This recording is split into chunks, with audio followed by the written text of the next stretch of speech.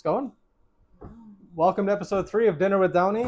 Tonight we're going to work out of my cookbook, the Chicago Pizza Cookbook. It's available at the link below on Amazon. We're working on classic Chicago Thin Crust. This recipe I've been working on 10, 11, 12 years, something like that. I finally decided to publish it in the cookbook. This is the first recipe you're going to come across. It's on page 30 and 31. It's called Uncle Pepper's Crispy Chicago Dough. This one is a beautiful thin crust. It's great for curing, it's great for laminating, and it makes a gorgeous deep dish. So this is my go-to. Most of the time I'll do this in a batch of like times 8. We're going to do one batch today, and it's only going to make about 213 grams of dough, which is pretty much the bare minimum that a KitchenAid mixer will take. And we're going to start with a paddle instead of a dough hook. And we might use the dough hook depending on how it comes together. Sometimes a little dry, and I just stick with the paddle the whole time. Sometimes it comes together nice, and I'll switch to the dough hook. One alteration we're going to make is usually use butter. Today I'm going to use clarified butter because I have a ton of it from a failed dry aged steak. It didn't turn out, but I got butter, so clarified it. Number one important thing, if you don't have it, is get a kitchen scale that weighs in grams. I'll move this one over here maybe. And we'll zero it out. If you can weigh your ingredients, especially when you're baking, it will help you with consistency. It will help you if you take notes. I went a little heavy on the water on accident. Take notes, and if it turns out better or worse, take those notes and keep them and reference them. So we have our mixing bowl on our kitchen scale, and we're going to start with yeast, which is 1 gram. And I like using this active dry yeast. I don't like the instant for whatever reason. This is just what I got comfortable with, so this is what I use. With this one, and with Chicago dough in general, you can put all your ingredients into the mixing bowl at the same time and then mix it. The fat and the salt are going to help restrain the gluten from forming. Big, long gluten strands are going to be short and tight, which for Chicago thin crust is what we're looking for. We want a crispy, flaky dough. So we're going to put 1 gram of yeast.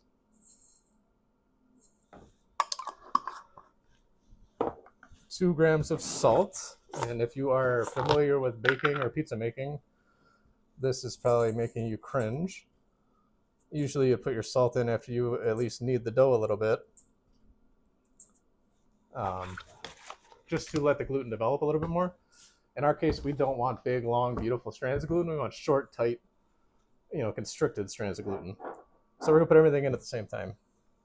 So we can go right to the butter then. So it's 2 grams of salt, 1 gram of yeast. We're going to do 10 grams of butter, or in this case, clarified butter, which actually works to your favor because some of the moisture is removed already. And that's kind of an important thing. The more moisture you can get out of this dough, or hydration, the more you can get out before you even go to bake it, the crispier you're going to be. So if you have clarified butter, use it. You can use duck fat, bacon fat, corn oil, olive oil. You can use anything you want, really. Regular butter. But today we're going to use clarified butter. 61 grams of water.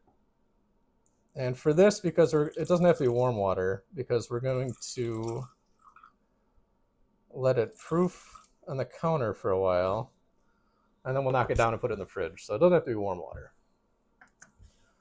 So 2 grams of salt, 1 gram of yeast, 10 grams of butter, 61 grams of water, and 140 grams of flour. For this recipe, I prefer Sarasota brand flour. It's got more protein and gluten, or helps the gluten develop better than all-purpose flour, but it's not as tight and strict as bread flour. So for this recipe in particular, I like the Sarasota flour. You might not be able to get it where you're at, but it's the same label as Heckers. It's the same picture, same bag. It just says Heckers instead of Sarasota. It's the same thing. So Sarasota or Heckers. I'm going to do 140 grams of that.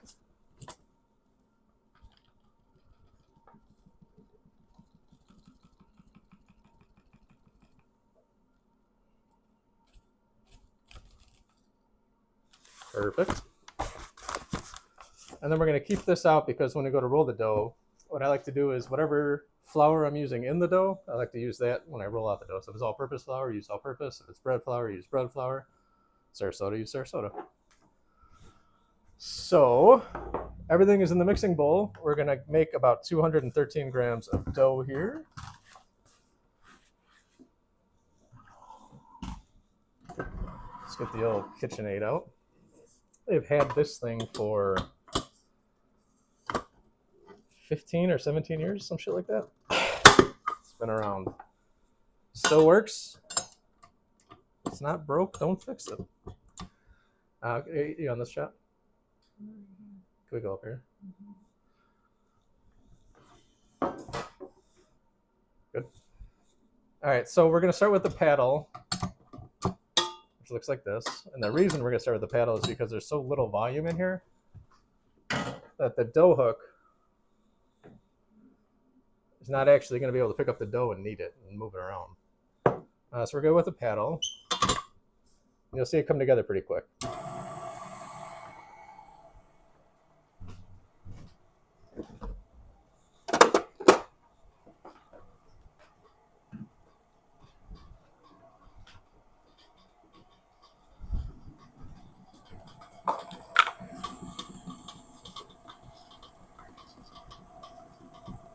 So at this point in the process, it came together, it looks kind of like a shaggy mess. If you're new to making dough, you can let it rest just like this for 3 minutes or so. The hydration will start to soak into the flour, and then you can turn it back on.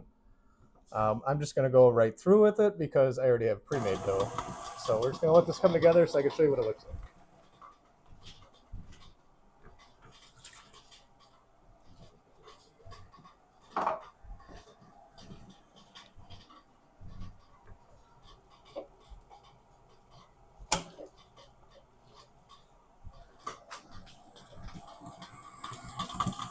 So you can see it's coming together a little bit better now. If you're on Facebook, you can't see. Sorry about that. Because we put the fat, in this case we use the clarified butter and the salt in at the same time, the gluten's going to develop, but it's not going to be big, long, billowy strings. It's going to be real tight, constricted strings. And this dough in particular is very low hydration. It's 43.5%, which is, if you're a pizza maker, it's very low. But I did that on purpose. And I'm just going to use the dough hook just for a minute to see if it comes together for you guys. And if it doesn't come together, you just let it rest, like I said, for 3 or 4 minutes. It will start to hydrate. The flour will start to get some moisture in it. And then it'll come together. So fret not. Let's see what we got here.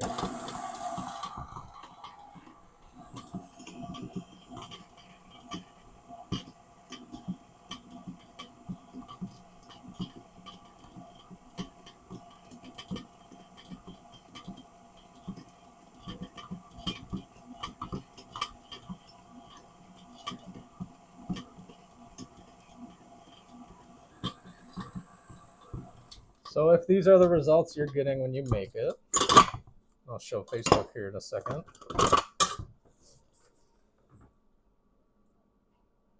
It's not really coming together, right? So if I just throw a towel over it, leave it for 3 or 4 minutes, I come back, then I could use the dough hook, it'll come together. For the purposes of this video, I'll just make it come together by hand, just so you can see the consistency of it.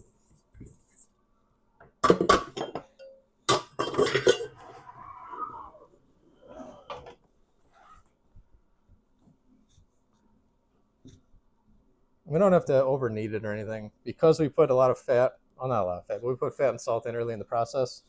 We're preventing the gluten from really performing the way it's supposed to.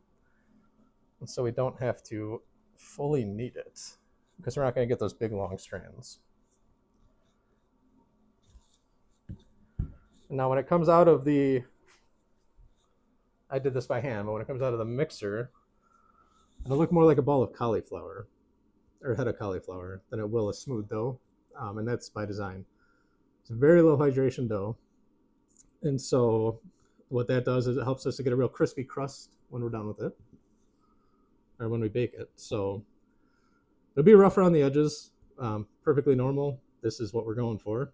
and there's actually pictures in the book too, the cookbook, on what it will look like, which is more like a head of cauliflower than a smooth ball of dough. So we would take our dough here, leave it on the counter for 4 to 8 hours. It's gonna proof up. We're gonna knock it down, and then we're gonna put it in the fridge. You can use it if you're not refrigerating it. You can knock it down. You'll probably have to knock it down twice by the time you go to use it, but you can use it the same day, about 12 hours later. I prefer fermenting it in the fridge 3, 4, or 5 days. That's my sweet spot. You can do it 1 day, you can do it 2 days, you can do it 8 days, you can do it 7 days. After about a week, the yeast starts to die off a little bit. And as the yeast starts to die off, you're not going to get that proofing, which is like the aeration in the dough when you make it. So it might be a result that you actually prefer. I don't like going past 5 days generally, because I usually put some very seasoned toppings on my pizzas. And so I don't like the heavily fermented dough for what I'm doing, because I feel like it competes. So 3, 4, 5 days is my preferred length of fermentation, but you do what you like. We will leave it on the counter. And through the magic of television, I made some dough Saturday. So we're on day 5. Saturday, Sunday, Monday, Tuesday, Wednesday. We're on day 5 for this dough. You can smell it. If I leave this in the fridge for a couple more days, it gets more. Right now, it's got like a sweet alcohol smell.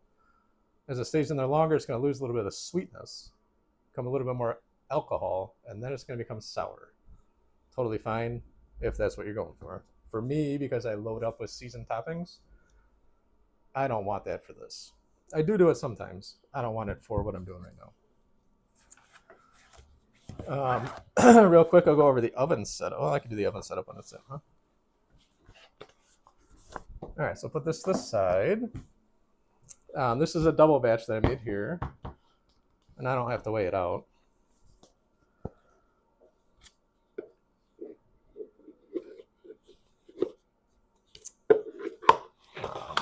All right. So we're gonna dust our bench with flour, and in this case, I'm gonna use Sarasota, because Sarasota is the flour that I used in the dough. If you're doing a recipe that's all-purpose flour, you could use that. You could use semolina. You could use bread flour. Bread flour is a very tense dough. If you use bread flour when you're rolling it out, you're likely to get a little bit more toughness and chew. It kind of messes with the results that I'm going for this one. But if it was a bread flour dough, which there's recipes in there for bread flour, I would use bread flour to roll it out.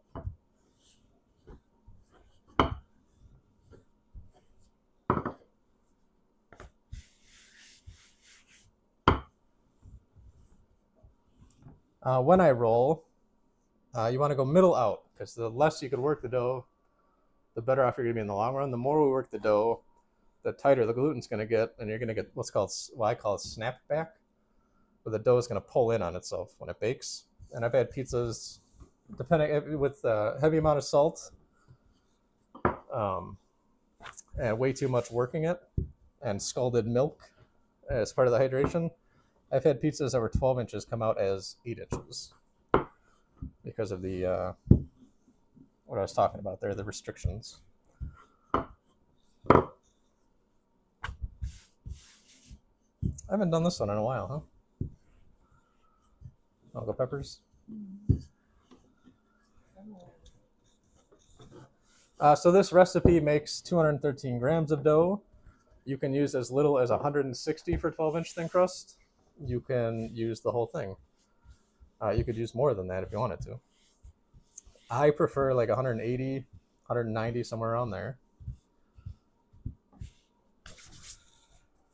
For most things. If you're really loading up your toppings, if you know what the toppings are that you're going to be doing, that usually has an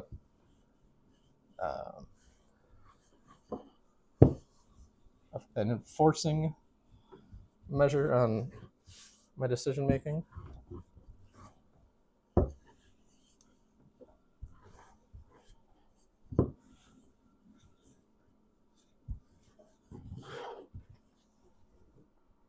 I'm curious if anybody out there is doing New York or Neapolitan style dough and hasn't done this yet. If it's cringeworthy watching the process.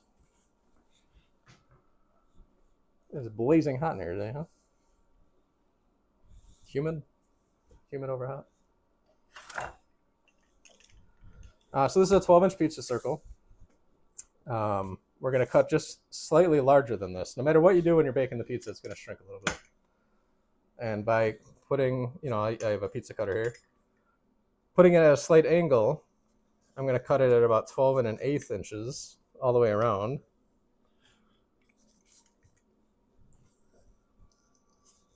Instead of 12 inches, because it's still going to shrink, and it's probably going to shrink to less than 12 inches. Even with this added bit of dough.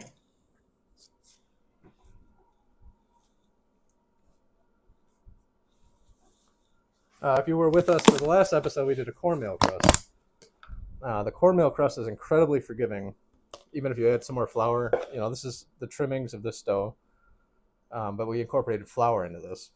This dough is not as forgiving, but because it's so warm in here, I feel like we will get to a place that is okay to use it. We just bury it in the middle, form a ball, and see how smooth this gets after it sits for a couple days? Hang on this camera. See how smooth that gets after it sits for a couple days compared to when we first start out and before it gets hydrated? So this is the dough we just made. You can see it's lumpy. It looks more like a head of cauliflower than a smooth ball of dough. But after it sits and it hydrates and it really comes together, you get something like this.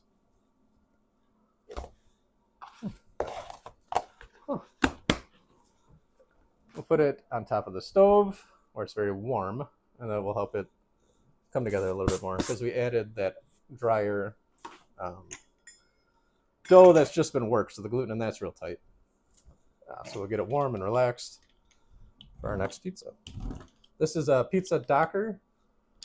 You can use a fork or 2 forks and just go at it. I think this was like $4 or $5 when I bought it, so it was worth it over using the forks just because it's a lot less work when you're doing it.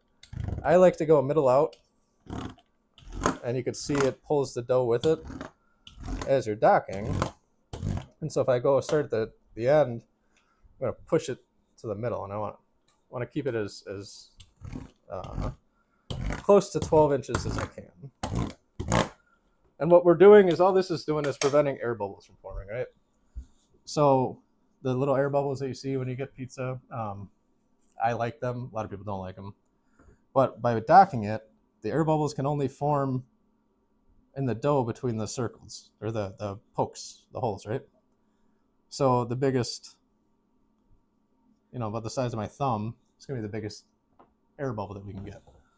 So by docking it, we just prevent big air bubbles from forming anywhere on the dough. A little trick of the day.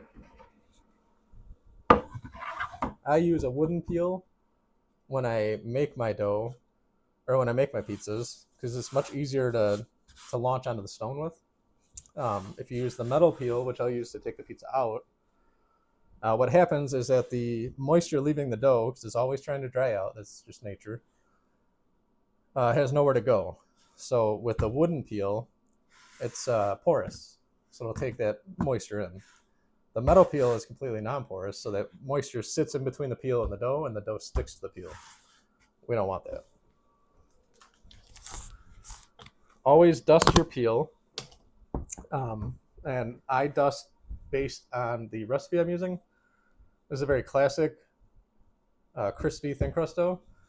So these are breadcrumbs from some Toronto-style rolls that I tried to make. An experiment that I did. And I didn't want them to go to waste, so I made them into breadcrumbs. You can use breadcrumbs, you could use semolina flour, you could use any kind of white flour, you can use cornmeal. For this recipe right now, I'm using breadcrumbs because it's not going to alter the texture. Like cornmeal will give you that resistance. This won't alter the texture. It'll kind of blend in. But also, it's not going to change the flavor. cornmeal on this dough would give it that corny, sweeter taste. And for this, I don't want that. Always give your peel some shakes like this to see that the dough is loose. And we're going to continue to shake it as we make the pizza. I'm going to take a lot longer to put this thing together than you will at home. It's because I'm talking through it. But normally you can go from start to finish in a minute and a half, 90 seconds probably.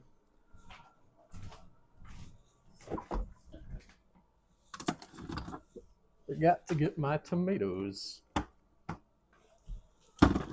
So for me, I don't do a seasoned sauce, and I don't cook the sauce. I don't add sugar to the sauce, which is a big... out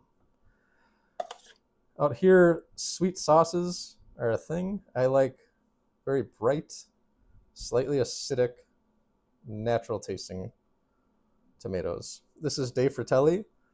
I don't know how you pronounce it. These are very good domestic tomatoes. If you get, where are these grown? Is California or Indiana, or what do we got? Ohio tomatoes. There's some very good California tomatoes out there. There are some very good imported tomatoes out there. However, for this combination, I'm going to do a classic Chicago. So I'm going to do sausage, pepper, onion. It's fairly heavy, so you're going to get just a touch of the acidity from the tomatoes and the brightness. And then it's going to go away almost immediately because we're going to load it up with some very heavy tasting ingredients. If you're doing very basic, simple pizzas like a margarita or cheese or just, say, peppers or something like that, then it's very important to get a very clean, high-quality sauce or crushed tomatoes. Not a sauce, crushed tomatoes.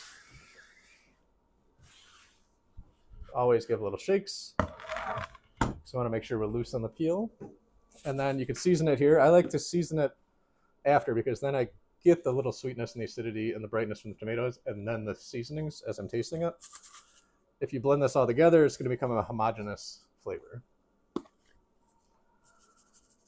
This is Chicago Johnny's Perfect Pizza Seasoning. It's available online. And you can use as little or as much as you want. If you're just seasoning yourself, you could just use oregano. You could use oregano basil. Generally, you don't cook sauce for this, or I don't. But you could do garlic powder, onion powder, oregano, basil. I like crushed red pepper. You can see some crushed red pepper flakes in there. Actually, I add more crushed red pepper usually when I go to eat it because I'm a nut. Sharp cheese is next. When I get this out of here.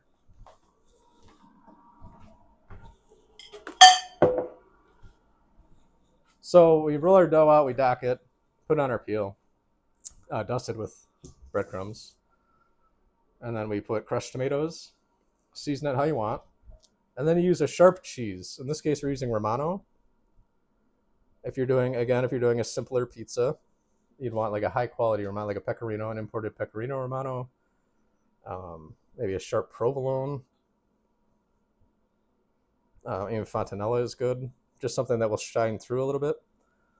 Because you're making a simple pizza, each ingredient itself would be that much more important.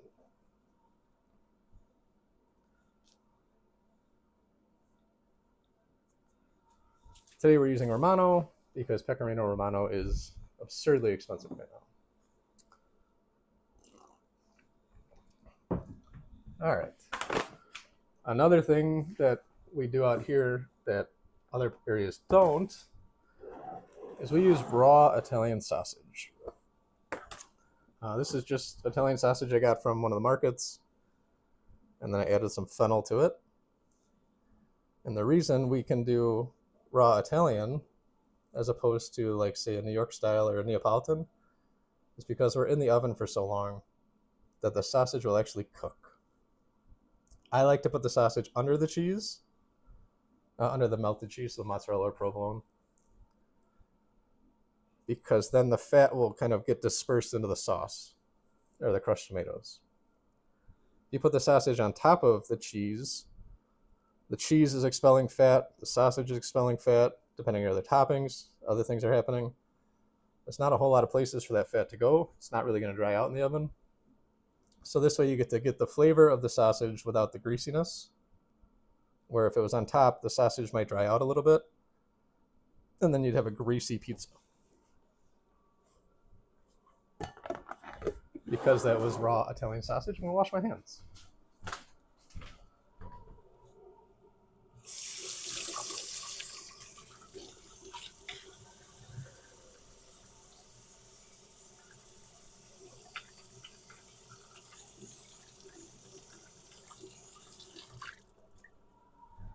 We have our oven set to 500 degrees, and I have a stone all the way on the bottom. I also have a stone near the top, and I'll go through that process in a minute. But if you have 2 stones, it'll give you more options when you're making your pizza, so you can play with it a little bit more. So sausage, we'll do onion. I like onion underneath the cheese most of the time. It's kind of one of those ingredients that's not wet but not dry, and so you could do it on top or underneath. These are very thin, smaller pieces, so I like going underneath so they don't dry out. If I was doing, say, like spinach, and that's going to go on top, or spinach and tomato, the moisture coming off of that stuff is going to prevent the onion from drying out as much. So depending on your toppings, you can put it under the cheese or on top of the cheese. And then comes the cheese. And when I say cheese, I mean like the melty cheese going on top, right? Like mozzarella or whatever. This is a blend of low moisture whole milk mozzarella. It's very important there's low moisture. And provolone, but deli provolone. Slicing provolone, not the provolone that you would get like in the Half Moon. It's very sharp and intense. This is more creamy, but with the mix of the whole milk mozzarella, which is more fattier cheese, great for flavor and gooiness. But I want a little bit of resistance in there so that the cheese doesn't just run all over. And that's what the provolone is doing. Some people will do low moisture whole milk mozzarella and then also low moisture part skim mozzarella. That'll give you a similar effect, but the provolone's got a different flavor to it that I enjoy. As we were saying earlier, you want to keep giving it shakes. Make sure you're loose on it. This dough, like I was saying when we made it, was 43.5%. So it's a very dry dough to begin with, very low hydration. So it slides around pretty well. Some doughs you start getting up to 60% or more, and they stick a lot faster. So you really have to pay attention to it. This is a good dough to really play around with. Kind of like if you, I don't know if anybody's made sourdough or gotten into sourdough. If you can start with a lower hydration sourdough, it's easier to manage. And then once you learn the process, you can go to something else. This is a very low hydration dough, so your results are always going to be better than a high hydration dough where you might not actually understand how your oven's working, timing and stuff like that, toppings, ratios, all that kind of shit. The measurements for ingredients, as far as weight goes, are in the book, the Chicago Pizza Cookbook, which is in the link. And off the top of my head, I don't remember. So how I came up with that is I made, it had to be like 2,000 pizzas, maybe more. And then I took the averages of what, and I took notes on all of them. I took the average weights of the pizzas that had the best results consistently. That's how I came up with how much toppings you should put on. Obviously, this is a 3-topping pizza. Nothing's really competing with itself. None of them are real wet ingredients. But if you're doing something like a spinach tomato pizza, that's 2 very wet ingredients already. You don't want to add a 3rd wet ingredient. You could add a 3rd ingredient. You just don't want it to be wet. So make sure we're loose. We'll wipe off any excess stuff on the peel, because anything that is on the peel that is not benefiting the cooking of your pizza is just going to make a mess in your oven, and eventually it will burn, or you'll have to clean it out. So I'm going to go on the bottom stone, and we're going to start at 10 minutes on the timer. while that's in, we'll go over real quick the oven setup. So this is, am I here? This is the Chicago Pizza Cookbook. It's available on Amazon. There's a link in the this title, description, whatever you call it. There's a link somewhere. And on page 41, we have the oven setup. We have a setup for deep dish, which is different, and thin crust, which is what we're using now. I have 2 stones in there. One's on as low as it'll go in the oven, and the other one is 1 rack below top. So when I put it in at first, I put it on the bottom stone. That stone is blazing hot because it's been preheated and we haven't cooked anything in there yet. So what's going to happen is the bottom of the pizza, the crust, is going to cook faster than normal. And if you can see all the space between the stone and the top of the oven, there's a lot of space for the air to move around. So the top of the pizza is not going to cook as well. So having a second stone, and you don't always need this. On this one, we probably will just because the bottom stone is so hot. It gives you the option of moving it to the top. And when you move it to the top, your bottom still cooks, but not as intensely. And then there's not a lot of movement for the air, so the heat is reflecting off the top of the oven back onto the pizza. So it cooks the top better. If you have wet ingredients, that helps dry it out, like spinach, tomato. In this case, we're probably just going to use it to brown the cheese mostly. This book also has recipes for school lunch pizza, if you guys remember that. The first published deep dish recipe, Rick Ricardo's deep dish, which then eventually became Pizzeria Uno, but I'm sure the recipe is very different. And what's unique about that, and I didn't know it when I was doing it, but I was playing around with scalded milk, scorched milk, when I was trying to find hydration types. And so sometimes I'll use beer or a white wine, mix both of those I mix with water. So the alcohol content doesn't kill the yeast. But you could use milk, you could use whole milk, half and half, scalded milk. That's pretty much it for the hydration types. But the fat types can all change. So this was clarified butter. You could use butter, oil, corn oil, olive oil, avocado oil, vegetable oil, whatever you want. Coconut oil, but the refined coconut oil, which, by the way, it gives amazing results. Refined coconut oil, believe it or not. I've used duck fat, tallow, bacon fat. Bacon fat and beer was a good combination if you want a real fun pizza, right? All right, so we're baking that in. We got 7 minutes to go. So what I'm gonna do is start my next pizza, so we don't have dead air.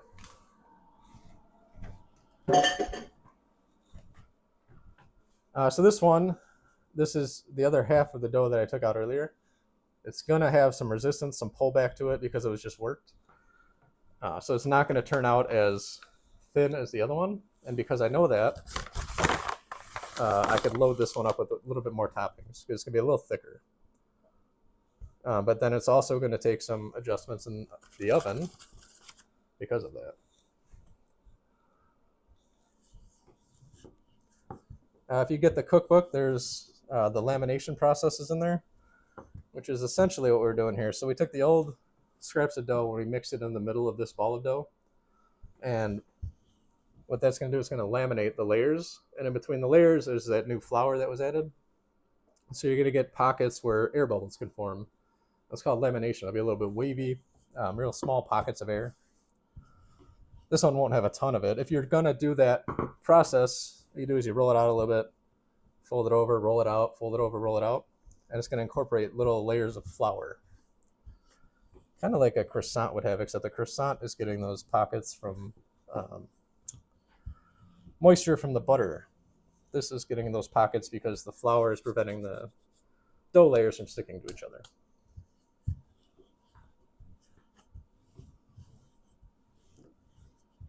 Also, because this was recently worked, it's going to snap back, so we're not going to get a full 12-inch pizza by the time this comes out of the oven, but we can get close.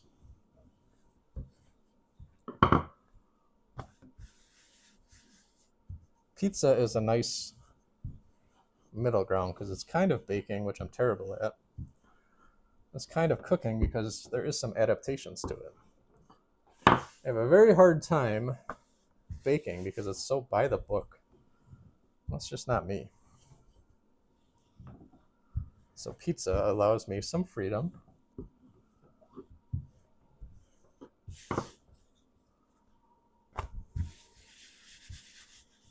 To play. This is actually rolling out much nicer than I thought it was going to. Again, I'm rolling middle out. So even when you see me come all the way across, I'm not really putting pressure on it until I get to about here. Or if I'm going the other way, until I get to about here. That's important because the less you can work your dough, the less resistance you're going to have when you bake it. You see how much it's pulling back? More than the other one if you guys were with us for the first pizza. That's because the gluten is not relaxed, or as relaxed as it could be. It's tense, it's tight. It wants to come together. It's a little cold. Well, not really cold, I guess. Because we took care of that problem. So right now I could feel that I'm heavy here and lighter here. So I'm just going to give it a couple more rolls to get this smoothed out a little bit more. There's no perfect way of doing this. Whatever makes you happy. So even you saw that little rocking thing that I was doing here. I'm pushing on the way out and then coming back and not pushing. Push, not push. Push, not push. Push, not push.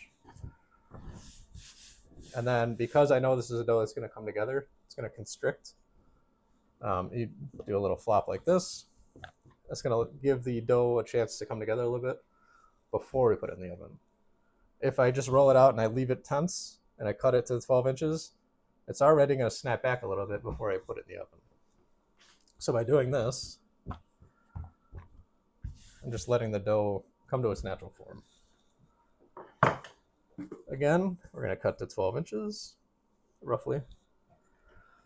We're going to keep our cutter at an angle, so we're going to be slightly larger than 12 inches. And you'll see if you stick around for both these pizzas, this pizza is most likely, if not definitely, going to be smaller than the first pizza when it comes out of the oven. And that again is because of we added some flour when we mixed that first dough, but also because the dough is not as relaxed as it could be. So it wants to shrink and come back together. Feel like tense. Like if you get tense, you're nervous, you don't want to deal with shit, tense up. That's what this dough is doing. Can you smell this? It's a good one. Again, this is a pizza docker. We're going to go middle out. Just like, but very different than Silicon Valley Boys.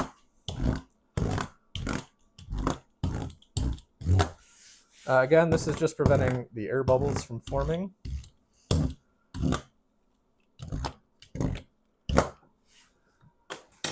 That's all it's doing. We're going to move on to our peel. And like I said, the second dough is is likely, if not completely, going to shrink back a little bit. I could feel I still had some breadcrumbs on there from the first pizza, but I could feel a little bit of resistance as I was trying to shake it. And so to combat that, we're just going to add a little more breadcrumb. You can use any breadcrumbs. I don't use seasoned breadcrumbs ever, unless I'm seasoning them for something. So this was literally, I did some Italian beef roll experiment. So we do like 12 rolls, 12 9-inch rolls. There's a lot of freaking bread. Obviously, we weren't going to eat all that. I didn't want to just throw it out. So I made it of breadcrumbs. Because this dough is slightly thicker than the first one, we could load it with either more cheese, more sauce, more toppings, or all of the above, and then have it in the oven for a longer period of time. I am going to add, Jewel had bell peppers on sale, all colors. So I got yellow, I got orange, and I got green. So we're gonna do a pepper pizza. Pepper pizza. All right, so what did I say? This was 10 minutes so far?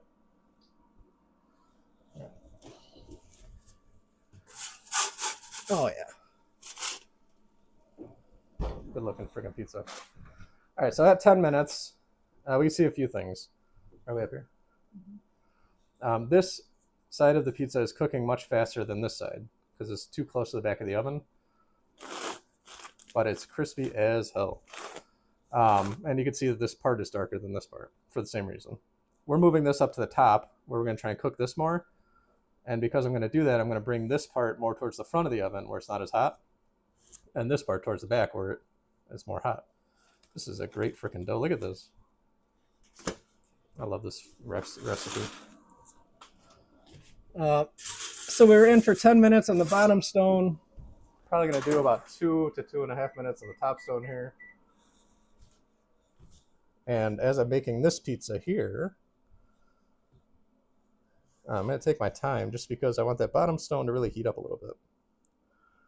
If I put this on that stone right now, that stone is probably somewhere around the 550 degree mark when we put that first pizza in. And that's because the oven heated up for an hour before we put it in there and we didn't cook any other pizzas. So the oven was heating it up. And we weren't taking the heat away. Now we're going to put something room temperature on it. And it's going to pull the heat out of that stone. And what we're going to do is we're going to have a soggy bottom pizza, just like the soggy bottom boys of Oh Brother, Where Art Thou? We don't want to live in constant sorrow. Is that the movie? Mm-hmm. Sometimes I'm clever. Oh, it's freaking hot now.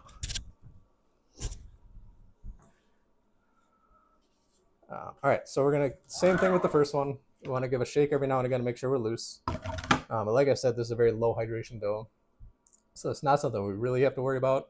But you definitely want to be in the habit of doing that. Seasoning. So at this point, you would do oregano, crushed red pepper, basil, salt, granulated garlic, granulated onion if you wanted to. Or if you go online, you can get Chicago Johnny's Perfect Pizza Seasoning, which is my product. Try and get it off of the peel because, again, anything that's on this peel that's not going to benefit the cooking of the pizza, it's just going to burn or we're going to have to clean it out. So if we can prevent it from going in the oven, we're better off. This is Romano.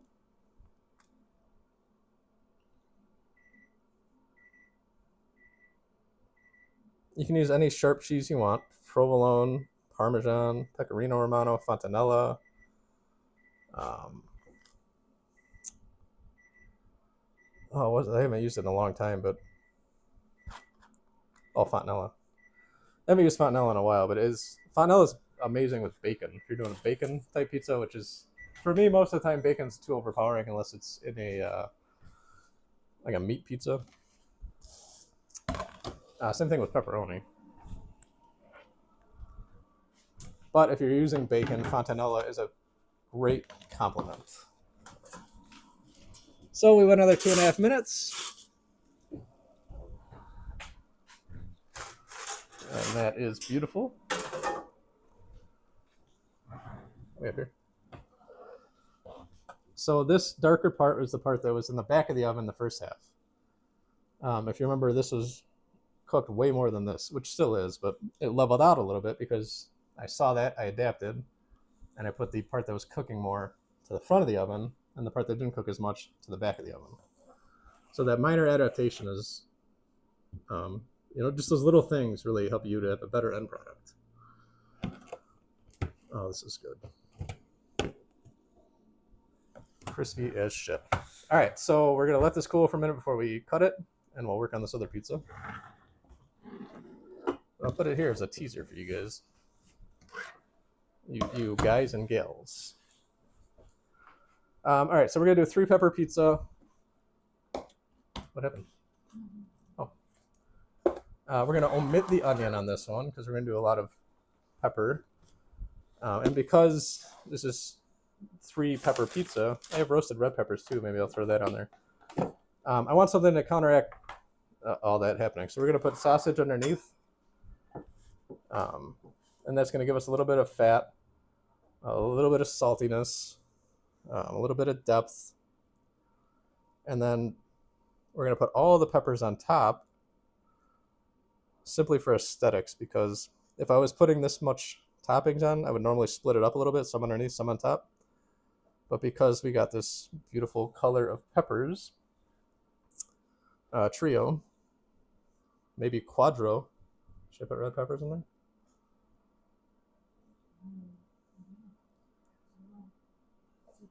I don't have jalapenos prepped. I'd put jalapenos. But anyway, because we have those beautiful colors, we don't want to hide them. So we're going to put those on top. And this is where it gets tricky, right? This is all the sausage I have left. I don't want to waste it. I'm not going to fry this up. So I'm going to sneak in little pieces just around the edges, so we don't waste anything. Waste is a terrible thing. You know what I mean? Wash our hands.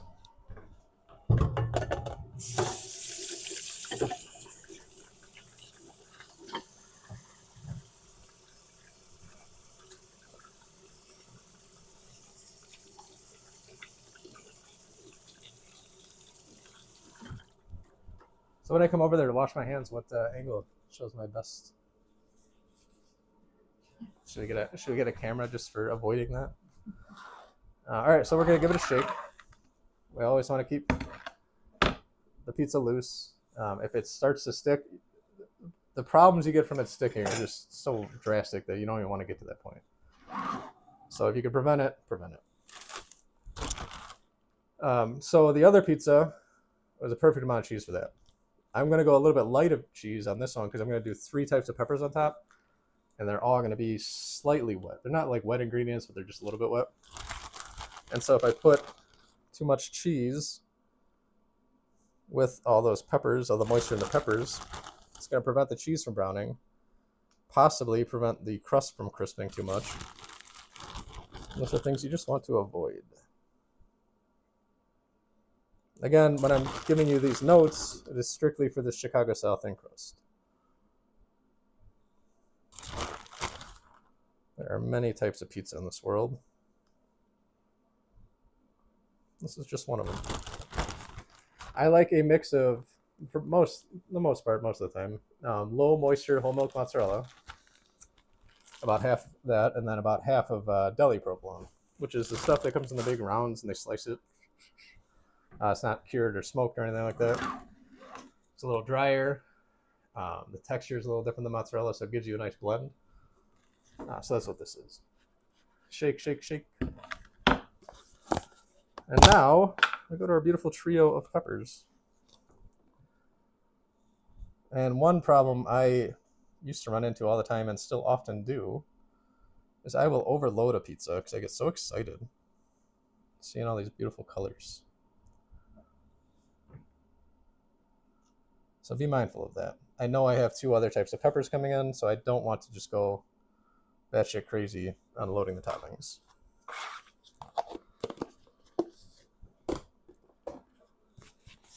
We'll do yellow last because they're least likely to show up.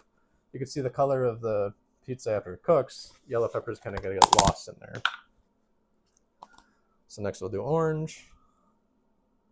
We're coming into season here. We are fortunate enough to have a farmer's market literally down the street. We can walk to it.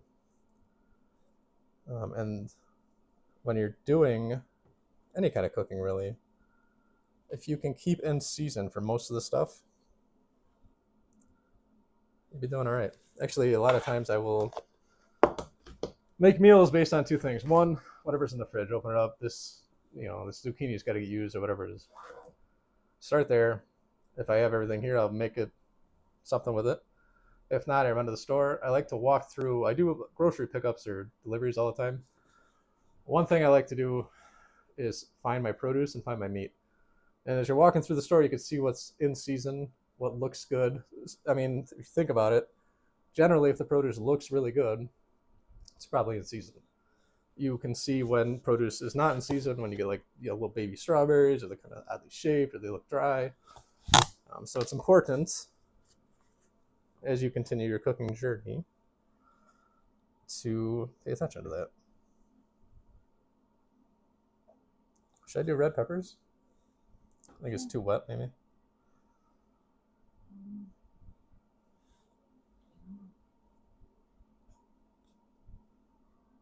Actually, the acidity from the roasted red peppers would probably be good for this too. Roasted, oh, quick pickled red onions would be beautiful on this. But I don't have any.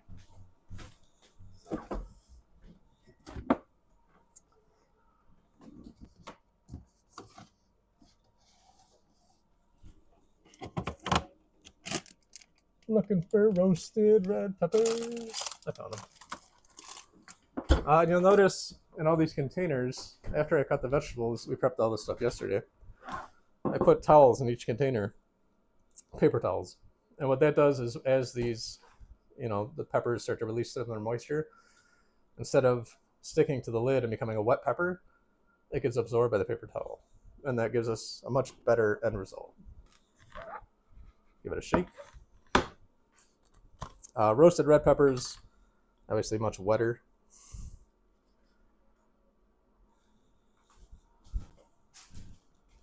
Than regular peppers because of the brine.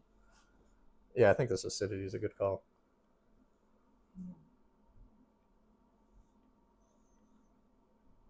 So at first I was thinking put red peppers on here for color, right? And then I thought, well, that's too many peppers. Let's not do that. And then I thought, well, the acidity is going to play really well with the sausage and all these bright peppers and flavor. Keep it light. Brevity. Some flavor combinations on pizza especially can be too heavy, and it kind of takes away from your end product. That's a loaded pizza. The reason I could put this many toppings on, and I don't know if what you get this camera here. I'll do. We'll keep coming to this one. I'll give you a side view here. You can see how loaded that is. What are we, an inch and a quarter? And then to give you a perspective, this was the cooked pizza and how thin it was. So this was a very thin crust, and I wanted to keep it crispy, so I did that. This crust is still very thin, but it's probably about 20-25 grams heavier than that crust, which will allow us to load it up a little bit because we can keep it in the oven longer. Another thing that's happening is that the stone in the oven didn't fully come up to temp. So that's going to allow us to bake it, start to get everything cooking well, and then we'll move it to the top. And what's going to happen is that because of the prolonged time, or the longer time being in the oven, the bottom's still going to crisp up nice, but the top is still going to dry out and melt the cheese and brown it. So we're going to put this in even though the stone is not fully up to temp. And this is part of where I really appreciate cooking over baking, is being able to play around with this stuff. Might sound a little weird, but I am a little weird.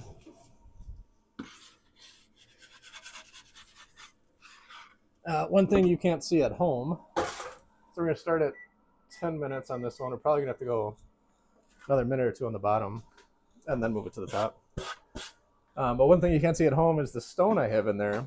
It's actually a piece of granite countertop, but it's big. And so the first pizza I cooked on this side of it, and then the second pizza I'm cooking on this side of it, and about halfway through I can move it. That's because this stone, part of the stone, is going to heat up again. Just stupid little tricks that can help you out with your end process. End product. End product. So this is our 12-inch thin crust. Classic Chicago topping, sausage, pepper, and onion. Very thin. Very thin. One thing you notice, I brushed this all away because when I go to cut the pizzas on these cardboards, they just slide. And they're probably still going to slide. And then I look like a fool on TV. So anyway, we can see this one shrunk. Not terribly much, though. Right? You see it?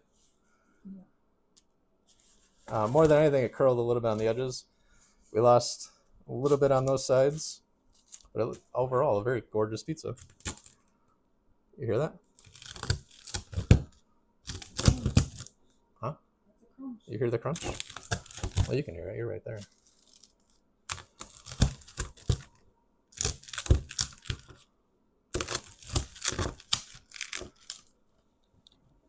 All right. Let's see what the bottom of this looks like. Where are we at? This one?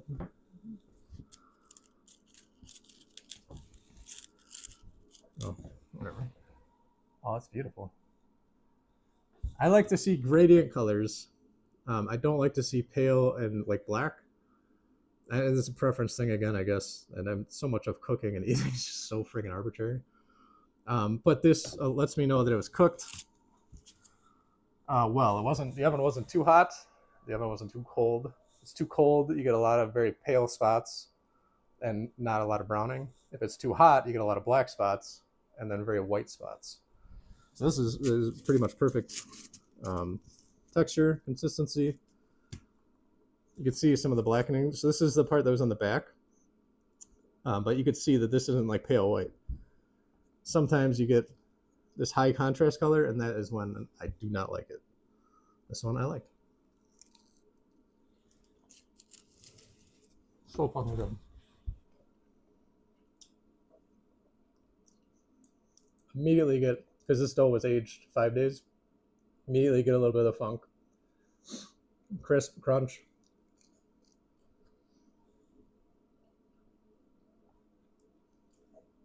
The brightness of the acid in the tomatoes, and it gets almost immediately taken away by the sharpness of the Romano. So I always talk about rolling flavors when I'm trying to describe stuff to people. And to me, that's a good balance. Rolling flavor. So I don't want to put this down.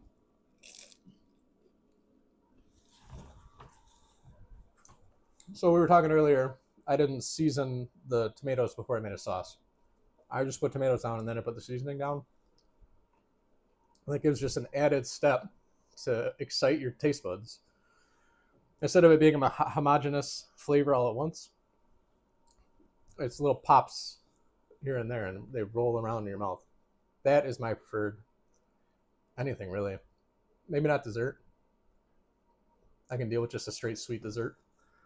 But any kind of actual meal, I love the rolling flavors.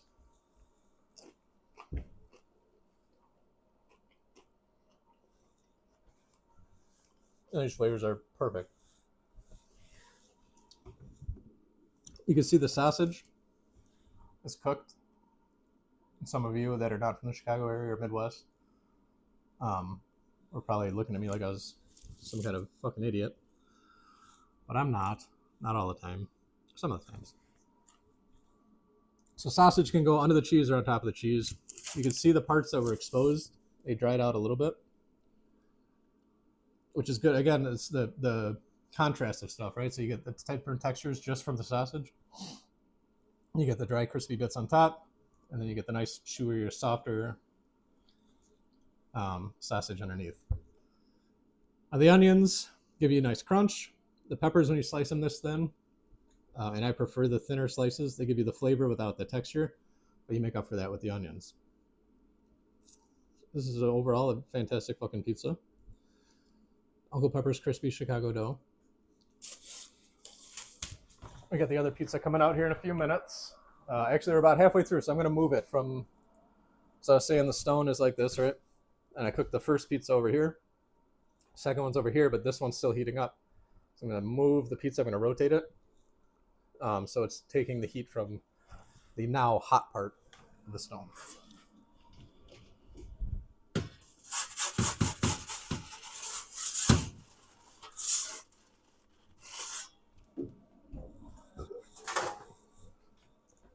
Do we have any questions? No questions. Make one up.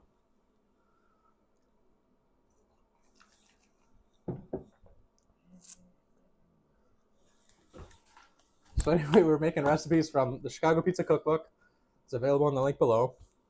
This one we were working on specifically today was Uncle Pepper's Crispy Chicago Dough. What's that? Gonna fight me? So this is a very low hydration dough. It's very forgiving when you're in the oven. No matter what you do, you'll get a pretty crispy pizza, even if you overload it with toppings. 43.5% hydration, 7% fat. And I put all the hydration percentages and all the fat percentages in the cookbook for each recipe because it's important. You'll see what you like as you keep baking them. You'll say, oh, well, I really do seem to like these ones with the higher hydration or lower hydration or the more fat or less fat. So you hone that into yourself. I also put an inclusive percentage, which is the fat percentage and the hydration percentage added together. I put it in here and I haven't seen a consistency to it, but I know there's one out there. So I put it in here for all of you to see what consistencies you can see. You see that the inclusive percentage is very low, and that's the pizzas that you like, and there's a reason for it because the inclusive percentage being low gives you a drier pizza. It's not as flaky because you don't have the fat in there, and that's what you like. Let me know because I know there's a reason for it. I just haven't found it. And then this is how to make a thin crust pizza. So you roll out the dough, trim it, dock it, put on your peel, dust your peel and put on your peel, sauce it, or just crushed tomatoes is what I use. Sharp cheese, melty cheese, bake. And then there's also, you heard me talk about wet ingredients and dry ingredients. There's a chart here for that. So your wet ingredients you generally want on top of the cheese. Your dry ingredients you generally want under the cheese, or stuff that will dry out or get too crispy. There's certain ingredients like bacon, which is up to preference. Most of the time I like the bacon underneath the cheese because I don't want it to be so crispy, because I feel like it's just too much crisp on crisp on crisp. All preference. Pepperoni can go under the cheese or on top of the cheese. I know a lot of places do under the cheese. That's generally how we had it growing up. I love it. I am not a big fan of pepperoni in general, so when I do have it, I get the 3-inch circles, like deli pepperoni, and I cut them into 6, so I got triangles. And then I put them on top of the cheese usually. Sometimes I'll do under and on top. And when you put those on top of the cheese, the real thin points, I think I have some here from yesterday.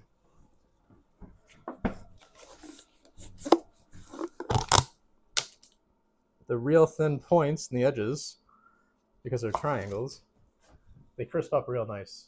And then they don't cup, but they get a wave texture to them.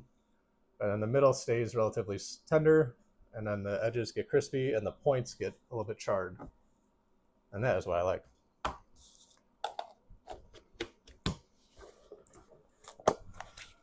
Unpopular opinion. Not a huge fan of pepperoni on pizza. I like it on sandwiches. I just feel like on pizza it's too strong of a flavor. It's just me. It's just me being me. What else we got here? Cured crusts. I go through techniques in the cookbook. Curing a crust is basically, so you saw me roll out the dough, and trim it, and then dock it. And instead of putting it on a peel at that point, I would put it on parchment paper that has been greased and or dusted with cornmeal or breadcrumbs. And then I leave it exposed to the air for 2 hours, 3 hours, 4 hours, 5 hours, whatever I want. And it forms a crust, a skin on the crust. And so it dries it out a little bit before you actually put it in the oven, which then helps you to get a crisper crust. This was 10 minutes so far? Probably 10 minutes. And I'll show you why I have 2 stones in here now. So this was all on, this was all on the bottom stone so far. It's crisping up nice, hot as fuck. But you can see the top isn't browning, right? If I leave it on the bottom stone, we're gonna get a very crisp crust and an uncooked top. So I'm gonna move it to the top of the oven now, the stone that's on top. It's gonna help brown out the cheese, dry out the peppers a little bit, and prevent us from getting a soggy middle on our pizza. And actually, I'd say we could use at least 4 minutes up there, huh?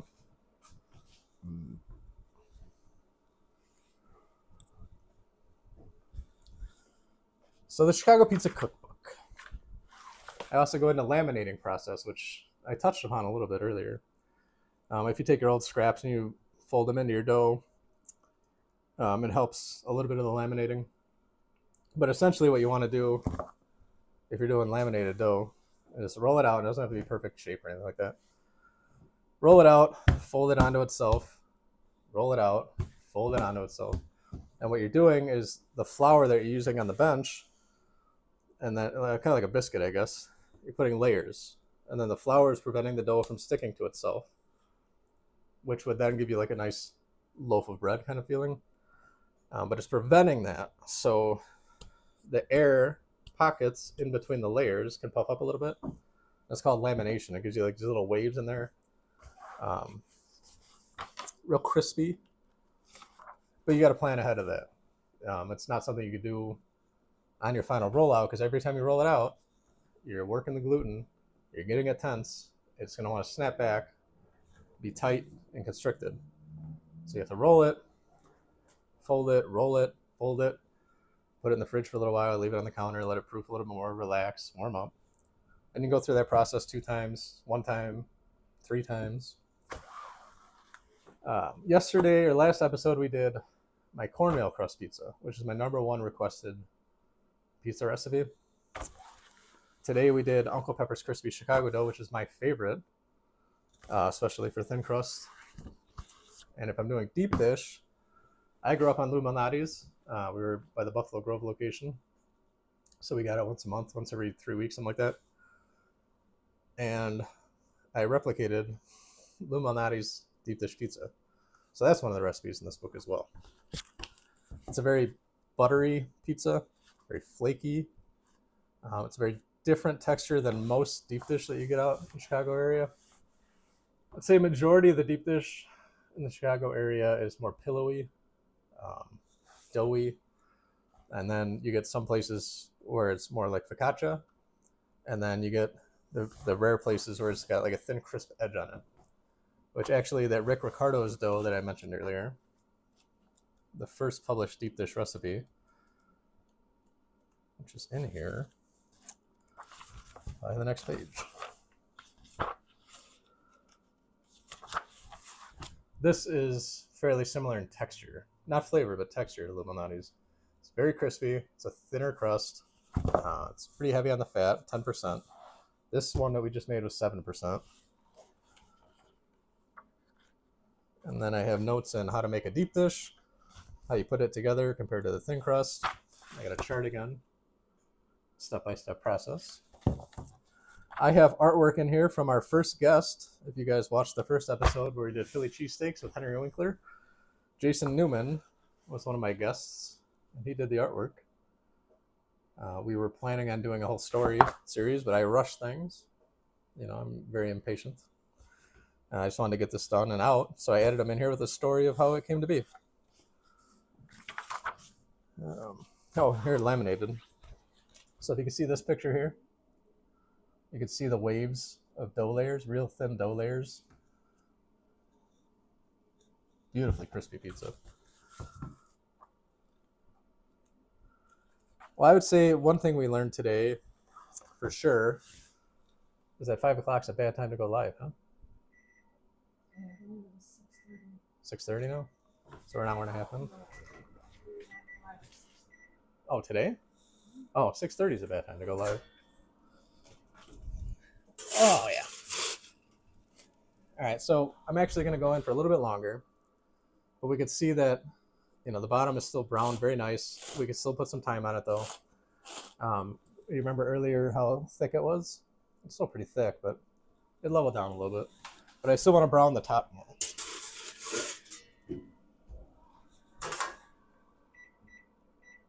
So I'm going to do another 1.5 minutes. And then it'll come out looking gorgeous. Part of what's happening there is those roasted red peppers are very wet. There's a lot of toppings on it, even though there wasn't a lot of each pepper. There was 4 peppers total.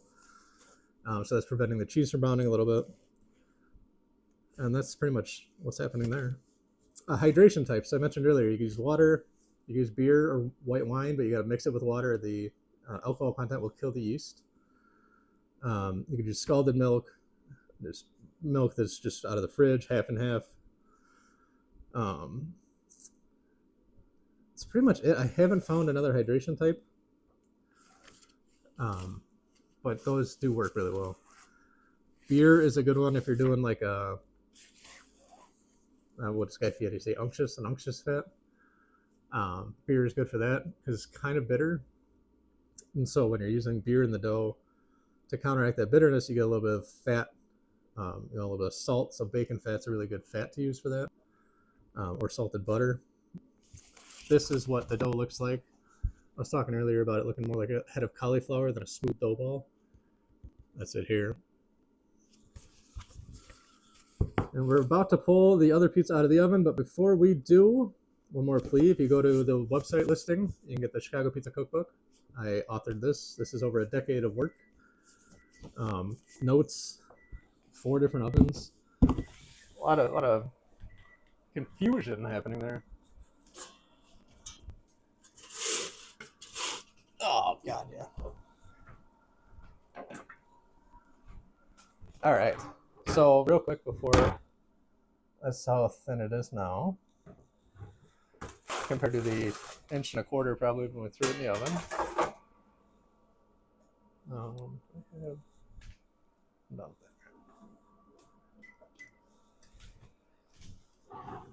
The first one when I came out, you saw that it was bubbling. It was more aggressive from the fat that was boiling around in there. This one doesn't have that because the cheese didn't fully brown. Still cooked, still beautiful, but this one had all the little like it was like a layer of fat kind of waving, kind of like an ocean tide, I guess.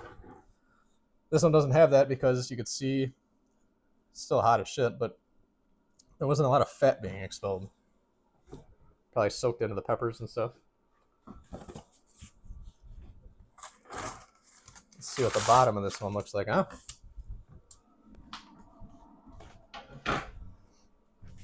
Oh, and I said, we actually didn't shrink as much as I had expected. So the dough did come back to room temperature and relax enough. I expected this to be probably another 1/4 inch smaller around the sides. This looks fucking good. All right, ready to hear this?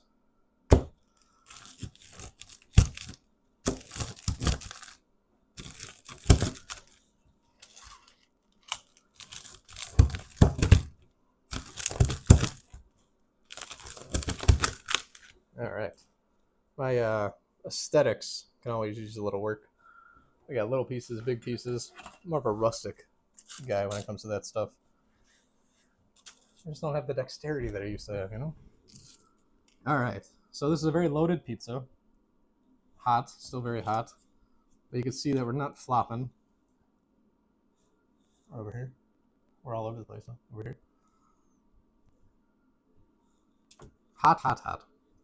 So it holds together very well. Now, when I rolled this one out, I knew it was slightly thicker than that one. We're probably talking about 20 grams difference, which is 10%, which is a lot, then 10%. Because I knew it was a little heavier, I knew I could load on the toppings. And that is why I threw on the roasted red peppers there at the end. I forgot where I was going with that.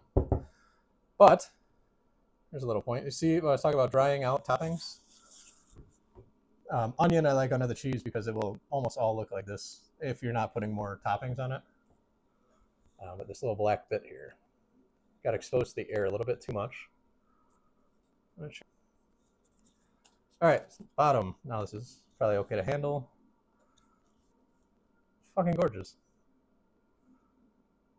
You get gradient colors. There's like slightly pale spots, slightly dark spots, but there's a gradient in between. If this was more white and this was more black, that's, again, all preference, and all cooking is preference. And that's why I encourage you to write in the book if you get it. Take notes on everything you do, because what I'm doing, maybe it's a home run for you, maybe it's not. Maybe it's really close, but you think, oh, if I doubled the fat content or added more salt or ABC, XYZ, do it for you. You're the one that's going to eat it, right? I'm eating these. I'm doing this for me. You do it for you, and I would do it for me. So adapt and change it if you want. No hurt feelings here. This is too hot to put in my mouth. I'm not even going to try it. Do you want to try a piece? No. Blazing hot? All right. So thank you for joining us for episode 3 of Dinner with Downey, another solo episode. Pick up a copy of the Chicago Pizza Cookbook, available on Amazon at the link below.